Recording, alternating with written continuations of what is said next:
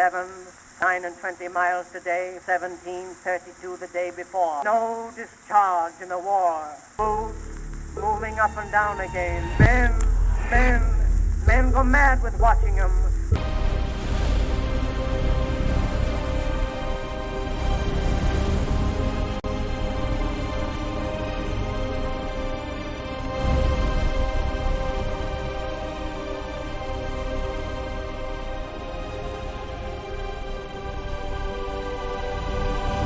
Hi, welcome back to my channel. Have you ever heard about the man-eater human? The special species of humans who love to eat other humans as a meal for survival. Do you think they still exist? So friends, today I am going to explain the first and second part of the 28 Years Later trilogy film, i.e. Bone Temple film. So without further ado, let's jump straight to the video. This movie begins right in 2002, when the Rage virus was released. There was an outbreak. This virus is different from normal viruses. Since it's called the Rage virus, it creates feelings of anger in people, which it takes place at an extreme level. It also makes them violent. The most important thing about it is that it can even make a person think, meaning it's mindless. There aren't zombies, but they become really violent like animals. Anyway, then we're shown some kids watching a Teletubbies show on television. All the children were kept inside this room so that they could be protected from infected zombies and they should not know what is happening in the outside world. Suddenly, the children heard the sound of many people screaming outside. They were all terrified. One of them was a child named Jamie Crystals. He goes to the door and calls for his mother. But then zombies infected with the virus start entering the room and are about to attack the children. But Jamie hides behind the door and thus escapes the zombies. And as he emerges, his mother tells him this. Jamie tells her to run away from here to her father in the church, because she too has been infected by the zombie virus and is unlikely to survive. Jamie runs into the church, where his father is sitting inside. He asks him what's going on. Now his father is here. When the priest comes, he tells her that all this was bound to happen someday and that God is doing it for our good. Instead of saving her father. He starts giving sermons, which is quite weird, as if God is punishing them all for their sins, basically cleansing them. He was as if no one would be spared. Wow. So surrender. He gives Jamie his crucifix and tells him to keep himself safe. And now, hearing all these strange things from his father, Jamie begins to wonder something. It doesn't feel right. He then hides somewhere inside the church. Just then all the zombies break through the church window and infect father with the zombie virus. They basically wipe them out, which shows how humanity has surrendered to this virus. Then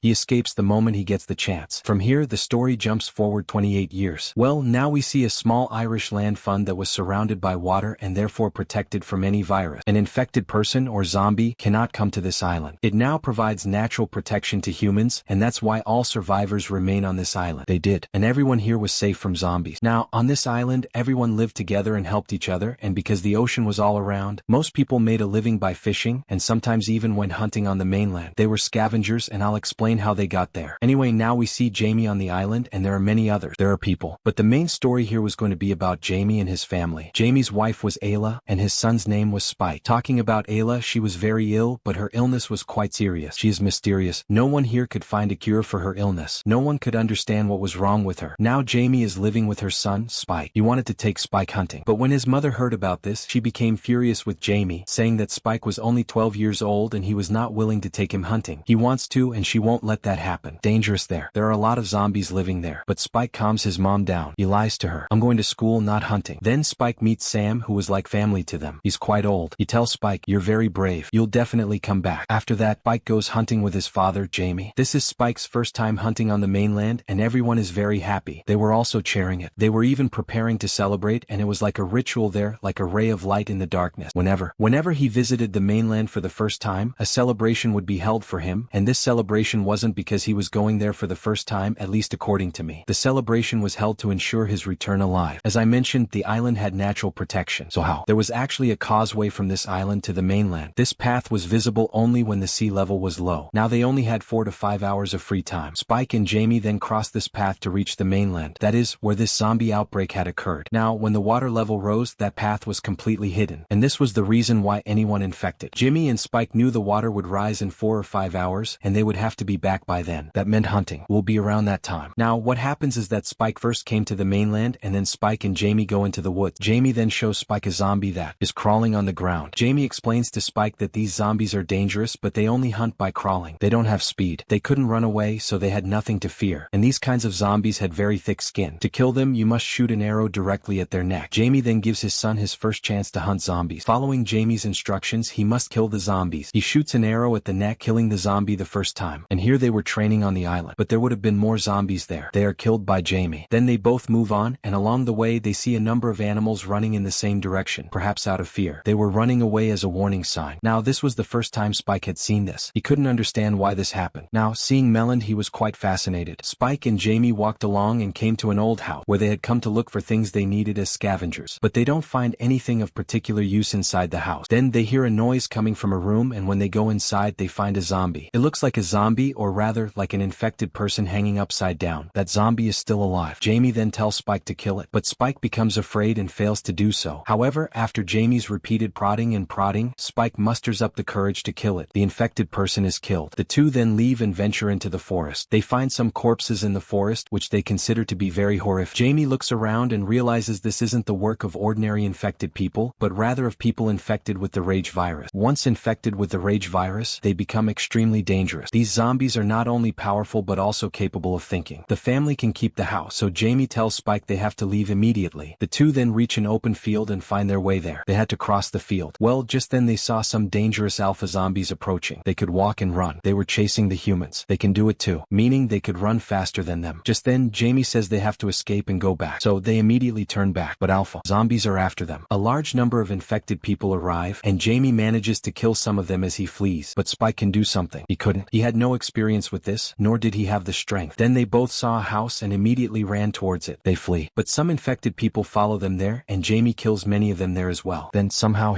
the two hide inside the house and save their lives. Jamie then declares that they must stay there tonight because if they go outside, the alpha zombies will attack them. They'll finish them off. They're not that strong, nor do they have that many weapons. Now, on the other side, everyone on the island was waiting for Spike and Jamie to celebrate.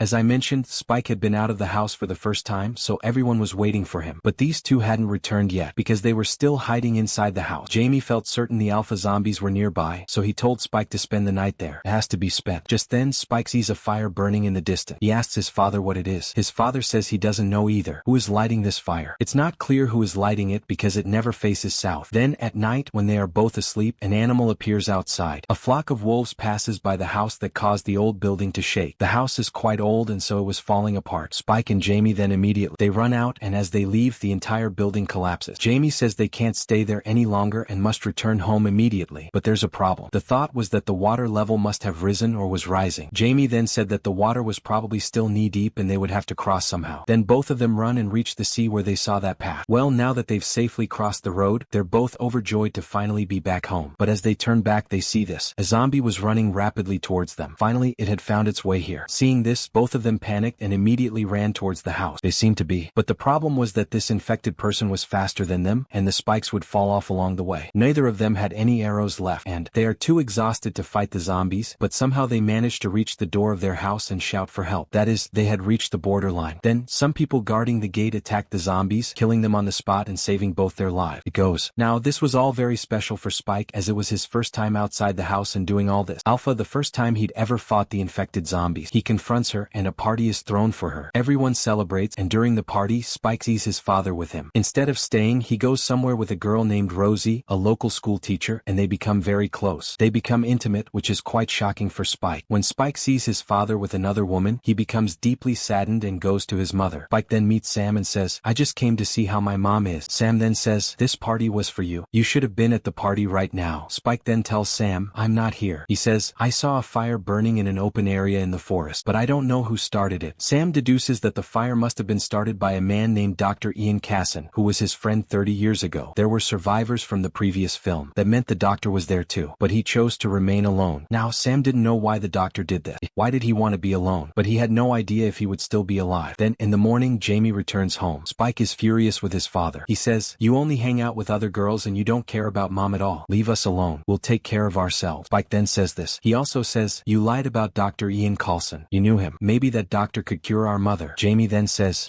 There's no doctor. He's a madman and we saw him once burning corpses, collecting their skeletons. He was there and he saw us, but we ran away in fear. But I feel that if the doctor were a bad person, he would have caught him and killed him right then and there." and there. He would have given it, but he didn't do anything like that, so it could have been a misunderstanding. Then the next morning, Spike deliberately sets a fire somewhere and tells everyone to hurry up and put it out. The gate guards rush to put out the fire. Spike then sneaks away to his mother Ayla without anyone's knowledge. He sets off for the mainland with his mother. He tells her that there's a doctor named Dr. Kelson who can treat you, so I'm taking you to him. I'll take you there. And by this time, we also see that Ayla, who lives here, doesn't remember many things. She used to behave very weirdly, and thus Spike and his mother embark on a long journey. This is essentially a plot within a main plot with a second plot added to it. In the evening, Spike and his mother heads to an old, dilapidated church. Spike tells his mother to rest and he'll keep watch all night, but Spike is still a little boy. It was there, and so he would fall asleep at night and sleep right there. Now, there were some infected people in this area crawling along the ground. Now here, as I told you, these people couldn't run, but they could reach anywhere slowly, and obviously they had become accustomed to humans. Now at night, the infected people had come to this ruined church. Then Spike's mother suddenly gets attacked by a zombie, which was quite weird. Now, in the morning when she woke up and shockingly couldn't remember who killed the infected person, she probably thought her son had done it. Meanwhile, on the mainland, some soldiers were killing infected people. There were many. All the infected were shot dead, but during the fight, several soldiers became infected and turned into zombies. The soldier, named Eric, survives and manages to escape. Then, as Spike and his mother continue their journey, Spike's mother is also calling him her husband because her brain is not functioning properly due to her illness, so she doesn't remember anything. Who is this boy? Is he her husband or son? Just then, an infected person was coming towards them from the mustard field, but Spike, being the zombie, easily took down the zombie. He kills the zombie and then they both move on. And you've always seen this zombie in the posters when they promoted the movie 28 years later. But suddenly, hearing the noise, a number of zombie-infected people appeared. So Spike and his mother ran to a gas station. They hide in the station, but the gas is all around, and the infected have come after them and are about to attack them. But then, Eric, the surviving soldier, arrives and opens fire on them. Obviously, it was a gas station causing a massive explosion. All the infected people, they are killed. But miraculously, Spike and his mother survive and escape. The soldier then tells them that he is from Maine, Sweden, and that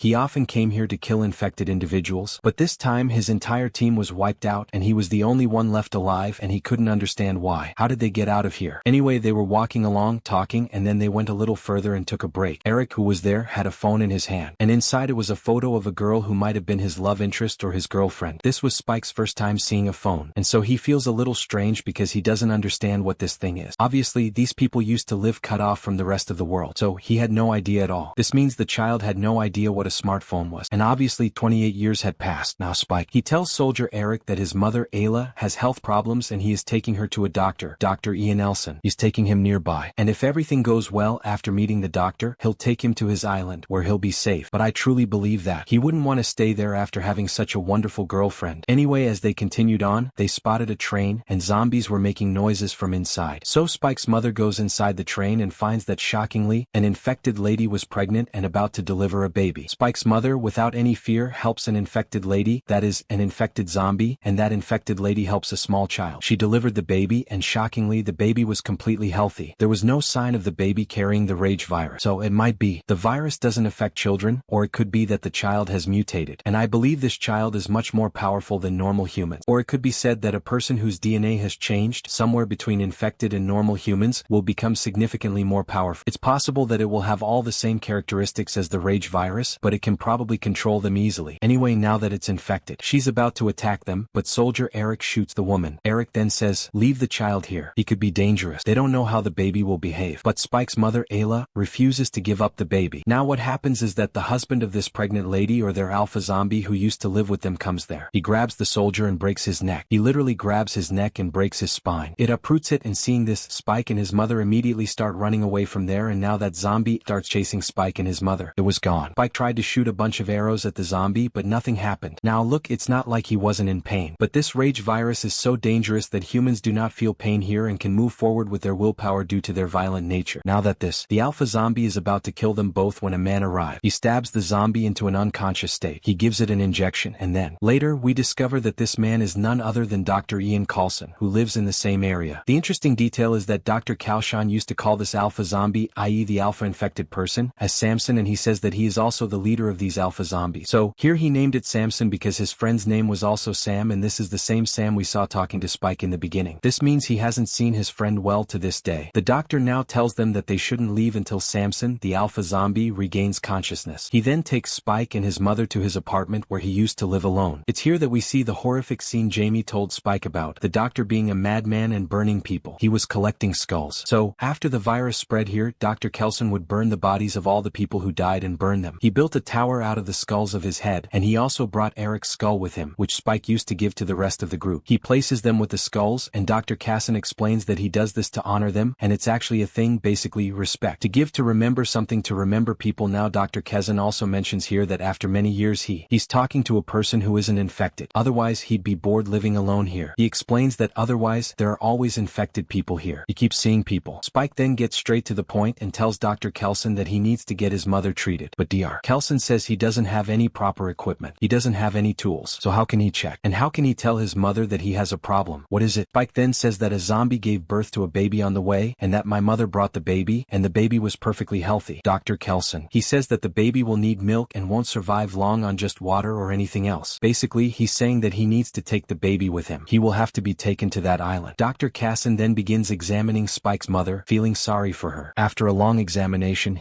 this tells you that your mother has a terminal illness, i.e. last stage cancer, and she only had a few days left, and hence she has memory loss. He says he can't cure it. Spike's mother then tells him that she had a premonition that something like this would happen to him. This meant she might have cancer. But she always wanted someone else to tell her this after she passed away, and she never got to say it herself. And so she had no complaints against his father. And then maybe Spike also understands why his father was with another lady, because maybe Jamie probably knew about it. Still, it wasn't justified that Jamie was doing all this with someone else while his wife was alive. Anyway, now Spike, when he comes to know about this, he feels very sad because he understands that his mother is a guest for only a few days. Spike's mother now embraces him and says, "Don't worry, son, I'll always be with you." Dr. Ian Kesson then takes Spike's mother to a different location and kills her by stabbing her unconscious with his arrow. Basically, he was given an easy death here because he knew that Spike's mother was in a lot of pain so that he would not have to endure any more pain, and then after some time, he returns with his mother's skull and tells Spike to place it where he thinks it should be. So Spike puts his mother's skull on top of all the other skulls. Obviously, his mother meant the world to him. She was above all else. That's why he did this. He held her in high regard. Well, just then, the same alpha zombie came back to his senses. Spike and Dr. Ian Kesson then hide to avoid the infected person. The infected person captures Dr. Ian Kesson, but Spike manages to knock the zombie unconscious again, saving the doctor's life. Dr. Kesson again. He tells Spike to return to his island with the child, or the child will not survive. Spike then sets out on his journey, but now he is back home. He didn't want to go. He wanted to stay in the jungle and hang the child at the island's main gate so people could see him. He sees the baby and believes it must have been Spike who left it behind, as he was the one who left. When Father Jamie hears of this, he immediately runs towards the mainland, but the water level has already risen. He is unable to cross and he is deeply saddened. This happens because he has no idea what happened to his wife Isla and his son Spike. We then see Spike now sitting alone in the woods, and now he was going to stay alone inside the jungle, and he plans to go deeper and deeper till he reaches the mainland, and now 28 more days have passed. They leave, but then some zombies are coming towards them and Spike kills some of them. But as he moves forward, he finds the path blocked, and then some people had arrived, and among them was a boy wearing a large gold chain. In fact, there was also an inverted cross, which belonged to none other than the boy from the beginning. It was the frozen crystals. Yes, they've developed a cult following of their own. And mind you, these guys were into the Teletubbies genre because they watched that show as children.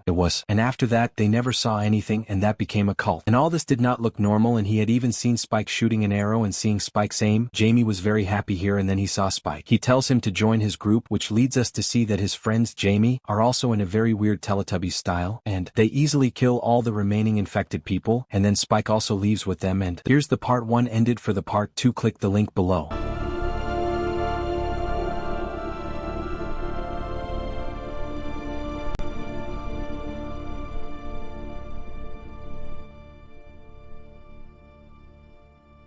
For more interesting videos, don't forget to like and subscribe and press the bell icon for recent updates.